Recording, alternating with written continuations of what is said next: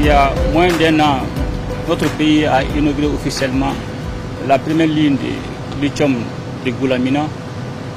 Aujourd'hui, nous procédons à l'inauguration officielle de la deuxième mine de lithium dans la même région, marquant ainsi la volonté affichée de notre pays d'occuper sa place de leader parmi les pays prioritaires de cette subsistance stratégique.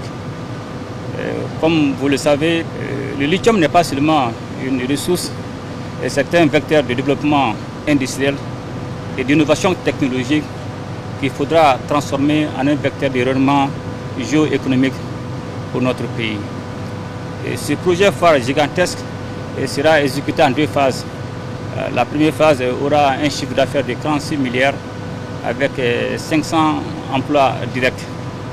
Donc la deuxième phase verra une augmentation de chiffre d'affaires environ 111 milliards avec 800 emplois directs.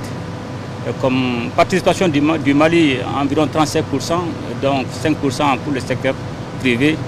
Le Mali aura un bénéfice de 250 milliards d'environ. Ce projet qui vient de commencer a déjà produit ses premiers effets, notamment dans le cadre du développement communautaire. Environ 317 millions ont été investis pour le développement communautaire. Aussi, 24 milliards a été investi dans le cadre du contenu local, à savoir l'achat des biens et services. Et nous voudrons effectivement profiter de cette occasion, non seulement saluer la population de Bougouni qui est massivement sortie, aussi saluer la décision forte du gouvernement pour l'annulation de 121 titres miniers dont 100 permis de recherche.